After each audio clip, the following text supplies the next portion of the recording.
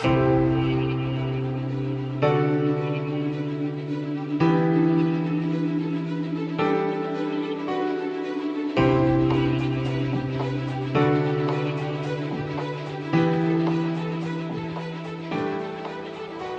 à tous et bienvenue dans ce premier épisode review d'Electron Penseur, l'épisode mensuel qui vous partage des idées de lecture, d'écoute ou de visionnage. Alors comme je vous l'avais dit dans l'épisode anniversaire, donc l'épisode 40, donc cet épisode il se décompose en deux parties, donc on va même faire deux épisodes parce que pour que ce soit assez concis, le but c'est quand même de vous donner trois conseils de choses que vous pourriez noter ou autre, donc un petit conseil assez concis. Donc ce sera en deux parties, donc une cette semaine et la deuxième la semaine prochaine, donc vendredi prochain. Donc du coup la première, celle de cette semaine, orientée sur le développement personnel, et la suivante pas orientée du tout en fait finalement. Le but c'est d'essayer d'aborder des sujets divers et variés pour en fait finalement s'ouvrir un peu l'esprit et partir à la conquête du monde. Donc du coup on commence ici par la partie développement personnel.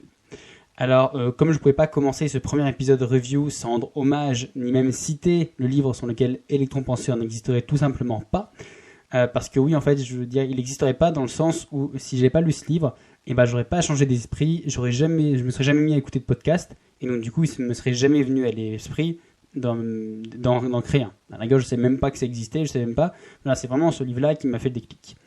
Donc du coup, ce fameux livre, c'est Tout le monde n'a pas eu la chance de rater ses études, d'Olivier Roland, donc aux éditions Alizio, donc qui est sorti en 2018. Alors du coup, pour moi, ça a vraiment été un livre déclic, donc pas en mode illumination non plus, mais plus en mode prise de conscience. Parce que en fait, surtout, je trouvais l'avantage, c'est que comparé à certains livres qui peuvent juste se limiter à voilà l'idée que je vous expose, voilà ça s'arrête, voilà ma théorie. Là, en fait, c'est plus un peu sur le on va dire, développement personnel, mais vraiment un peu sur le style de vie ou autre. Du coup, en fait, ce livre-là, il invite à lire d'autres livres. Et d'ailleurs, même, il y a une grande liste de conseils de l'auteur de livres à lire à la fin. Et donc, du coup, il conseille non seulement de lire des livres, d'écouter des podcasts, et donc, finalement, de développer sa connaissance en parallèle avec un esprit critique. Parce que Olivier Roland cite très bien ce qu'il appelle les rebelles intelligents, c'est-à-dire les gens qui se mettent à critiquer tout, mais critiquer avec un œil sceptique, mais le scepticisme positif, dans le sens où pour lui c'est douter de tout, mais douter de tout en voulant vérifier. Pas douter de tout en étant un nihiliste et en disant en disant absolument non à tout ce qui se passe, à tout ce qui se présente devant vous, mais plus me mettre à douter un peu de tout pour essayer d'évoluer parfois vers des routes que personne n'osait prendre, parce que justement elles faisaient douter. Alors du coup, en fait, c'est le genre de livres qui sont finalement des sursauts pour le libre arbitre, je trouve, dans le monde actuel, qui essaye plutôt de niveler un peu tout le monde avec l'éducation et la télévision. Voilà, c'est vraiment quelque chose qui essaie de vous faire un peu sortir de la bulle, de vous montrer un peu que il y a un côté un peu, je sais, dans ce que je dis, un peu illumination, un peu c'est que vous allez vous révéler. Mais là, en fait, pas du tout, parce que la manière dont c'est présenté, c'est plus en mode, peu importe ce que vous voulez apprendre, peu importe le domaine ou autre, aujourd'hui on a toutes les clés en fait pour le faire, donc que ce soit par YouTube, que ce soit par les livres, que ce soit par des formations. En gros, on va dire il a jamais été aussi facile d'apprendre n'importe quoi. Donc du coup, ça, on va dire c'est un peu l'idée centrale. Ensuite, ce qui est noté, c'est que le livre il se décompose en deux parties. Donc la première qui est plus orientée style de vie, par exemple manière de hacker sa vie, développement personnel, et une deuxième partie, donc c'est vraiment la scission entre les deux, et une deuxième partie qui est plus sur l'entrepreneuriat, avec, on va dire, quasiment les différentes étapes pas à pas pour monter sa boîte. C'est-à-dire que si vous sachiez absolument rien, que vous saviez absolument rien, que vous vouliez créer votre boîte, et limite, c'est pas à pas, presque jusqu'à l'idée que vous allez trouver. Donc je trouve qu'il y a un petit côté un peu artificiel, mais je trouve que le raisonnement est bon. Pour ma part, si je trouve que la première partie, elle devrait être lue au moins une fois dans sa vie par chaque personne, ne serait-ce que juste pour se faire un avis de cet état d'esprit, je suis un peu plus prudent pour la deuxième partie parce que je pense que pour moi ça fait un peu trop une ode à la gloire de l'entrepreneuriat. Donc après c'est un parti pris complètement assumé par l'auteur, mais il y a pas une forme c'est pas une forme un peu hautaine au niveau du salariat ou autre, mais je trouvais que ça faisait un peu trop la gloire de l'entrepreneuriat, que c'était plus vraiment objectif à ce niveau-là. Du coup, après ce petit résumé, donc les points positifs et les points négatifs pour moi. Alors du coup, les points positifs pour moi, c'est la richesse du contenu, parce que vraiment, c'est une mine d'or. Je crois qu'il y a 600 pages, je crois. C'est un peu le point négatif, ça c'est un énorme pavé, mais bon, c'est largement justifié au vu du contenu qu'il y a dedans. L'avantage aussi, c'est que c'est amené de manière très claire et très ludique. donc ludique dans le sens où c'est fait avec des exemples précis.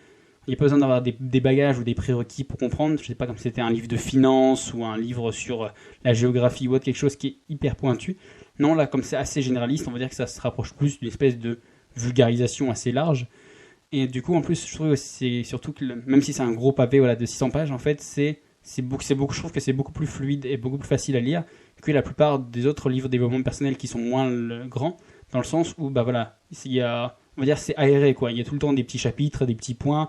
Vous pouvez, on va dire, quasiment vous arrêter toutes les 1 ou 2 pages pour faire une pause ou pour vous arrêter. Ça change un peu des livres de développement personnel où il y en a certains où les chapitres ils durent 60 pages. Donc du coup, vous arrêtez au milieu, c'est un peu contraignant. Alors que là, le fait qu'il y ait de nombreux points, de nombreux chapitres, ça permet non seulement de suivre vraiment le fil, mais en même temps, de minimiser un peu l'impact des 600 pages, surtout si c'est un des premiers livres que vous lisez en développement personnel, ce qui était mon cas. Ensuite, le point négatif, comme je l'ai dit, c'est que je pense vraiment que la première partie, c'est vraiment une mine d'or. Pour moi, je trouve que la deuxième, c'est un peu trop l'apologie de l'entrepreneuriat. C'est un peu trop, je trouve ça un peu trop miraculeux. C'est un peu présenté en mode, ça va pas résoudre tous vos problèmes, mais regardez comment c'est simple.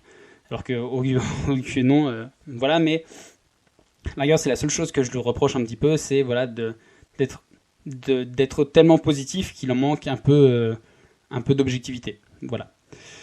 Ensuite, après ce petit conseil livre, le petit conseil podcast. Alors oui, je vais vous conseiller d'écouter d'autres podcasts de développement perso, des concurrents, si on pourrait dire, mais parce que, en fait, je pense que chacun a son style et que chacun peut apporter quelque chose de différent avec un différent point de vue. Alors, comme c'est le premier épisode review, forcément, je commence par les classiques, je commence par les plus connus, et donc du coup, ceux que vous connaissez sûrement déjà. Donc du coup, aujourd'hui, je vous recommande d'écouter le podcast « Change ma vie, des outils pour l'esprit », donc qui est présenté par Clotilde Dussoulier. Donc, on va dire, je pense que c'est la première podcasteuse en développement personnel en France. Alors du coup, comme pour beaucoup de personnes, je pense que c'est un des premiers podcasts de développement personnel que j'ai suivi, tout simplement parce que j'ai tapé développement perso et que le moteur de recherche de mon appli de podcast, c'est ce qui m'a donné. Donc du coup, je trouvais que c'était bien parce qu'en fait, on y traite de nombreux sujets, donc c'est à la fois sur la méditation, le self-control, les émotions, avec des réflexions en profondeur sur... Donc il y a soit des réflexions des fois en profondeur un peu philosophiques ou autres, soit des fois, c'est un peu plus dans la vie de tous les jours. Voilà, c'est des choses que vous pouvez appliquer dans la vie de tous les jours. C'est pas vraiment un peu des réflexions un peu perchées, comme des fois moi je peux avoir. Donc voilà, il y a vraiment un côté un peu quelque chose qui vous suit pas à pas et que vous pouvez utiliser tous les jours. On va dire qu'en plus, ces épisodes, ils sont relativement concis, donc ils permettent davantage de traiter une idée à la fois, donc sans se perdre dans des détails ou s'éloigner du sujet. Comme voilà, c'est souvent ce qui se passe quand vous voyez un podcast, on va dire surtout un peu en développement personnel, on va dire ésotérique, vraiment avec des grands guillemets. Si ça dure, on va dire, plus de 20-25 minutes, c'est qu'après on a plus tendance à se perdre et on n'arrive pas à cibler une idée précise. Donc du coup, là, le fait que ce soit des petits épisodes sur un sujet bien précis, du coup, c'est à la fois concis et on comprend bien. Et en plus, on peut noter aussi qu'il y a un gros accent qui est mis sur la gestion de ses émotions et la prise de conscience, notamment au quotidien. Alors c'est un podcast qui existe depuis avril 2017, donc avec un peu plus de 120 épisodes au compteur, donc avec une publication moyenne hebdomadaire, donc voilà, une par semaine, donc c'est souvent le jeudi. Donc du coup voilà, ça vous fait pas mal de choses déjà à écouter. Et de plus, un peu comme pour mes mini-séries, il y a une très bonne cohérence entre les épisodes. C'est-à-dire qu'ils sont reliés les uns aux autres et ils se renvoient les uns aux autres. C'est pas que des petites boulettes un peu éclatées dans tous les sens. Non, il y a vraiment une espèce de chaîne qui relie tous les épisodes les uns aux autres. Voilà, après cette petite présentation, mon avis. Alors, les points positifs, alors je pense qu'en fait, ça aborde le côté du développement personnel d'un point de vue très serein, très explicatif. Donc, sans ni être donneur de leçons, ni être un peu gourou. Donc, sans non plus devenir ni niais, ni hautain. Donc, voilà, c'est pas s'émerveiller de tout et c'est pas non plus toiser ceux qui s'y intéressent pas. Et de plus, en fait, on peut voir que Clotilde Dussoulier, elle est très connectée avec son public, donc notamment parce qu'elle lit les avis et qu'elle répond aux questions. Et enfin, on peut dire que le lien, voilà ce que je vous ai dit, le lien entre les épisodes, il permet une très bonne continuité entre les épisodes plutôt que juste des petits épisodes isolés. Donc voilà, je pense que si on veut vraiment transmettre quelque chose aux gens un peu plus profond que juste des petits points de culture, je pense que le fait qu'il y ait un lien, je pense que c'est une des choses primordiales, donc c'est super. Les petits côtés négatifs, en fait, je trouve que, moi c'est mon avis personnel, mais je trouve que justement, aborder le développement personnel d'un point de vue un peu trop calme tout le temps, et en fait, c'est mon avis personnel, mais je trouve que ça enlève en fait un peu de vie au problème. Ça enlève un peu de vie au podcast, pardon. Dans le sens où, vous voyez bien, des fois, je m'énerve, mais ou je suis plus calme ou autre. Voilà, je pense que c'est ça un peu qui donne de la vie. Et en fait, là, le fait qu'elle l'amène d'un point de vue assez neutre, un peu monotone, je trouve que voilà, ça a tendance un peu à à enlever un peu de vie au podcast. En fait, pour moi, c'est le problème d'ailleurs surtout des livres de méditation, par exemple, où on a du mal à se plonger dedans parce que ça a l'air tellement tranquille tout le temps qu'on n'arrive pas à s'y identifier. Quand l'auteur il nous dit que voilà, peu importe ce qui lui arrive, qu'il a un accident de voiture, qu'il a un deuil ou qu'il se fasse virer de son boulot, et c'est pas grave, il le prend, il l'accepte et tout ça. Et moi je trouve que justement ça manque, on a du mal à s'identifier parce que non, n'importe qui, même le Dalai Lama ou autre, je suis sûr, il a déjà dit que, même lui il s'énervait déjà, il dit je ne peux pas ne pas m'énerver, c'est humain. Donc du coup là le fait que ça présente toujours une image, on va dire un peu neutre, un peu calme, du coup, je pense que c'est mon avis personnel, mais je pense qu'on a un peu plus de mal à s'identifier du coup, dans le sens où ça paraît trop neutre. Et la seule chose aussi, c'est que, je sais pas si c'est un point négatif, mais c'est juste que c'est majoritairement tourné vers les émotions. Et après, voilà, c'est un parti pris de la créatrice. Donc du coup, voilà, j'ai pas à juger, mais voilà, c'est juste que c'est même pas vraiment un point négatif, c'est plus, on va dire, une petite annexe. Voilà. Alors maintenant, quoi regarder ? Parce que oui, lire, écouter, ça peut prendre du temps. Et donc du coup, on regarde, non seulement ça peut prendre du temps, ça peut peut-être coûter de l'argent si vous voulez acheter un livre assez cher ou autre. Et en plus, surtout le truc, c'est que ça ne peut pas être partagé en famille. C'est rare que vous fassiez une lecture à vos enfants au coin du feu d'un livre de développement personnel ou que vous écoutiez un podcast, sauf si la personne avec qui vous vivez est un peu dans cet esprit-là.